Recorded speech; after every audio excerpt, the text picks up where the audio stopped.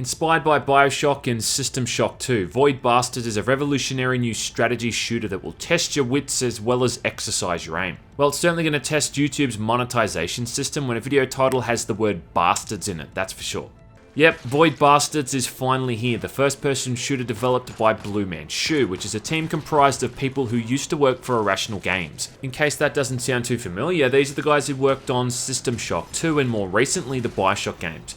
And Void Bastards does a great job of capturing the moments in those games when you spend all this time foraging through lockers, suitcases, and containers to find items. It even has some half-decent combat thrown in to mix things up. It's just that if you were hoping for more of a focused campaign with a developed story, well, that's not exactly what the game's going for. But first off, the good stuff. Now, the most obvious thing you'll notice when playing is the presentation, most importantly the art style itself, and this is a pretty damn stylish looking game. Cinematics are presented in comic book form, with each scene having its own panel, and the design for the enemies, the weapons, characters, and environments looks like something from the Bronze Age of comics. It's pretty artistic stuff at times, and every enemy type is just bursting with charm and creativity. It really does look like you're playing a comic book that's come to life, as cliche as that sounds. The different enemy types all look really cool and manage to be threatening, but also look appealing at the same time, and it really helps make the whole thing feel pretty unique. In terms of the writing and the voice acting, it's all very fun stuff and self-aware without taking itself too seriously. One of the main voice actors in the game is a dude named Kevin Brighting, who voiced the narrator in the Stanley Parable. Now that game might be as pretentious as a first-year art student, but I'll be damned if that guy didn't do some great voice work. I'm afraid your attempt to connect the interplanetary receiver has failed for the following reason. There is no interplanetary receiver. Story-wise, Void Bastards centers around a large vessel called the Void Ark, stranded in the Sargasso Nebula, unable to leave the system due to a busted FTL drive. In the prologue, your character is tasked with assessing the damage and repairing the ship. And as you're a prisoner with what I'm guessing is supposed to be a comically long sentence, you don't really have much of a choice.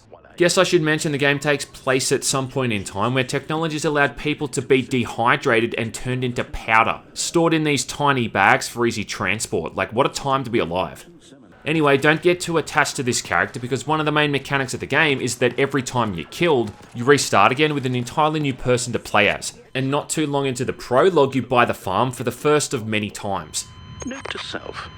Issue more bullets to replacement client. When you die, you keep all your upgrades, all of your crafting items, you just lose all of your ammunition, food, and fuel cells. Food is what keeps you alive and heals you in between levels, and fuel cells are used to jump to the next location on the star map.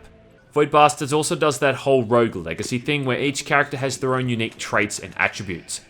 So like the first person I played as was a chain smoker, which meant every now and then he'd cough, giving away my position to enemies. The next one I played had some kind of rare condition where he'd shout out loud every time he picked up an item. Then after that, the next one was colorblind, so the entire game looked black and white. I should say that I'm actually colorblind in real life, and just a heads up, that's not how the world looks, but I appreciate the joke. At one point too, I had a character who was really short, and it looked like I was crouching the entire time I played him. It's only a matter of time too until Polygon write an article about this on how it discriminates against short people. All up, there's a whole bunch of these modifiers, not to mention you can even choose to add in or remove these at terminals you find throughout the game. Outside of that though, the core of the gameplay still remains the same, and all you're always doing is just going from ship to ship looking for items. The main goal is to repair the Void Ark, and this involves finding specific items for a bunch of main missions, and then crafting some equipment to repair a component of the ship. You choose where to fly from the star map, assuming you've got enough fuel and food, then you can choose to dock on a ship you want to explore. Now different ships have different enemy types and resources which you're told from the map screen.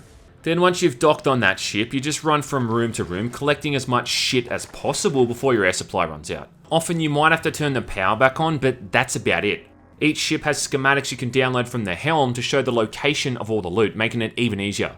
But the sheer amount of ways you can interact with the enemies in the game, well though, is what makes each ship unique. You can hack into robots and turrets, you can use cash to unlock locked containers. If an enemy is too tough, you can lock them into a room to keep them at bay or fire them out of an airlock. There's fire, radiation, oil spills, security cameras and smoke to deal with. Not to mention a whole heap of different enemies called citizens in game who are all hunting you down. Back on the star map, you've got to watch out for pirates, wormholes, and void worms that can eat your entire ship.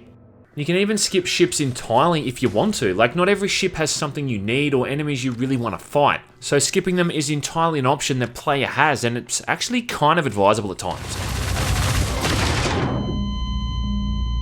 Everything you find outside of specific items is broken down into crafting components, and you've got bio, data, plas, volts, and slag, which is what we call your mum.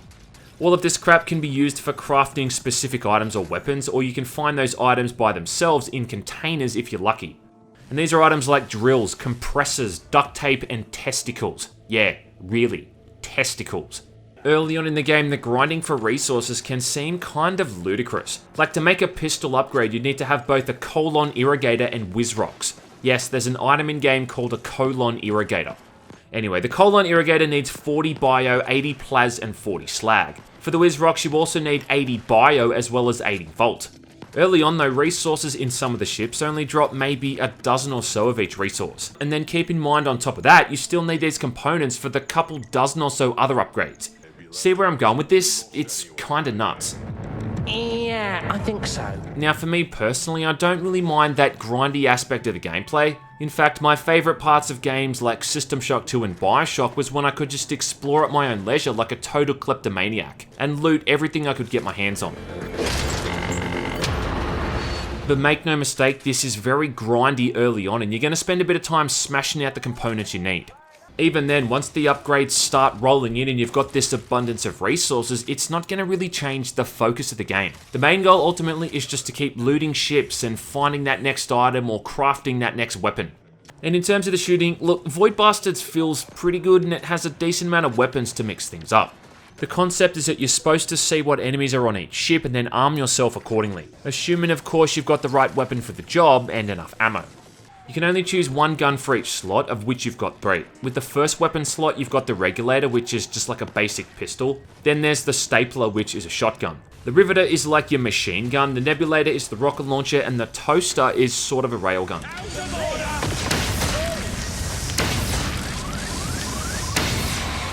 And these can all be upgraded multiple times to do extra damage, increase their fire rates, and all that kind of shit. And I think these are pretty fun guns to use, even if their weapon sprites take up almost half the goddamn screen. In the second weapon slot, you've got a proximity grenade called the Bushwacker. Then you've got the banger, which is like a more traditional grenade you just throw out and it explodes. Gotta say though that I found the other weapons in this slot are just kinda useless. There's these 2 guns that shoot out spikes, which damages enemies over time. One shoots radiation and one shoots poison. Now why these just weren't combined is beyond me.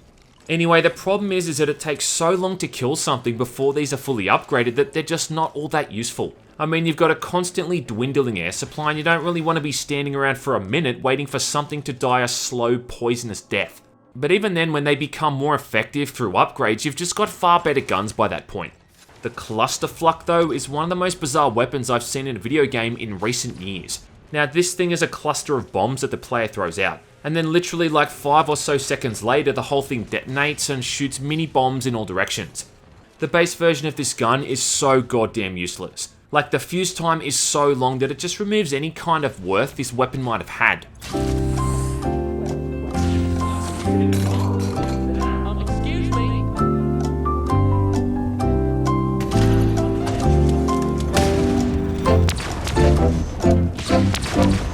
Unless an enemy is 5 or 10 seconds behind you and moving very slowly is about all it's good for.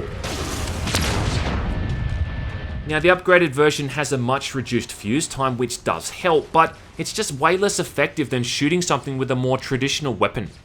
In the third weapon slot, you've got more utilitarian items, and the most useful without a doubt is the Zapper, which is used to stun pretty much everything. Reminds me a bit of the Electro Bolt in BioShock, where you could shock an enemy then just get a free hit in. Only difference is that this time it doesn't break them out of the stun if you attack them.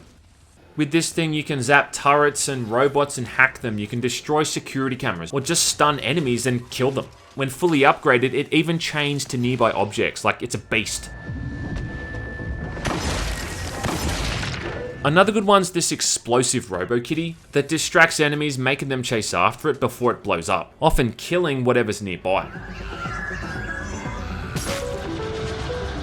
But I think by far the most useful item in the whole game is the Scrambler, which with a single shot turns any organic enemy type into your buddy for the remainder of the level. Got to the point where I just took this thing with me every single time and avoided like 90% of the enemies. And if only I had one of these in real life, maybe I'd have some actual friends. Outside of the weapons too, there's so much stuff to craft and upgrade, it's insane. You can craft items to reduce the damage you take. There's items that help you hack faster or cheaper. And again, like the weapons, a few of these can be upgraded multiple times. And you're going to want to craft as many guns and items as possible because sometimes the combat can just be really crushing. Now the game starts off pretty slowly with you only taking on a couple enemies at a time, but after you get into things a bit, combat can start to be really intense. And you're often up against insurmountable odds. Now this shouldn't really be a problem, but sadly, Void Bastards does that stupid shit with the shooting controls, where when an enemy fires a projectile, instead of firing at the position you were in, it fires at the position you are moving into, if that makes sense.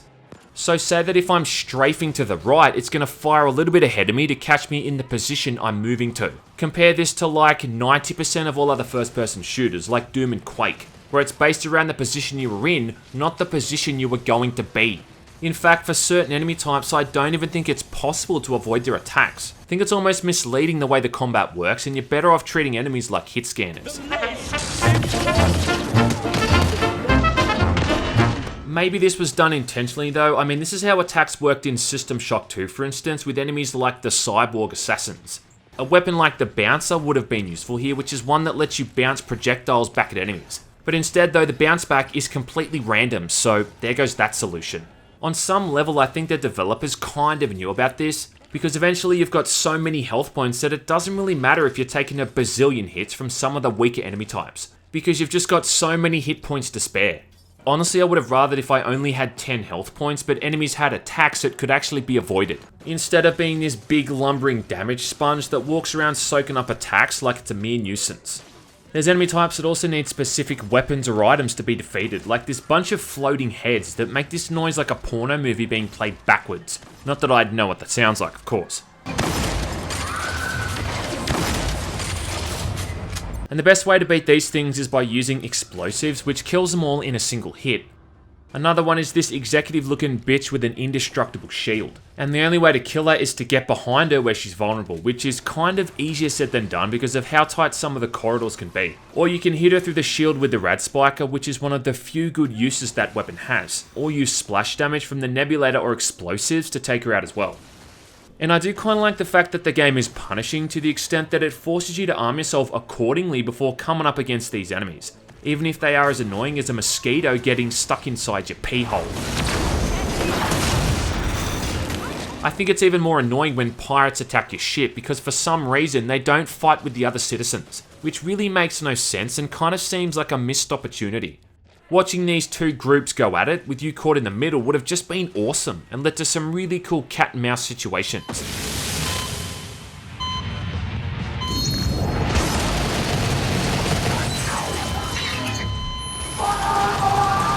It's also a shame there's no real boss fights, which seems like another missed opportunity. There's a really big Hulk type enemy that can soak up a heap of damage and moves around really slowly, which is about the closest we get. But these guys are thrown in with the normal enemies and they can be easily avoided, so I'm not really sure if that counts.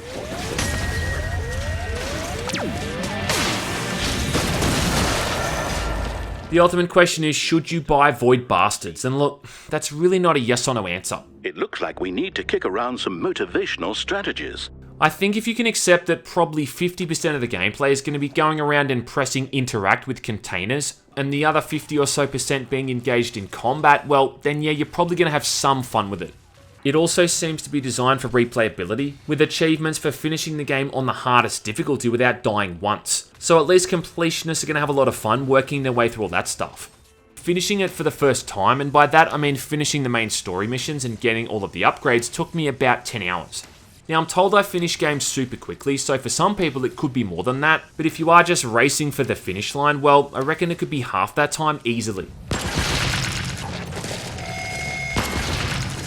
I just wish there was more of a traditional campaign, and I knew the whole procedurally generated thing was in it from the get-go, but I just didn't think it would form such a massive core of the overall experience. But overall, despite the problems I had and the things that kind of pissed me off, I still did like playing it and I would recommend it. And I can't think of any other game where an enemy has called me a dickbag, so it kind of earns points for that alone.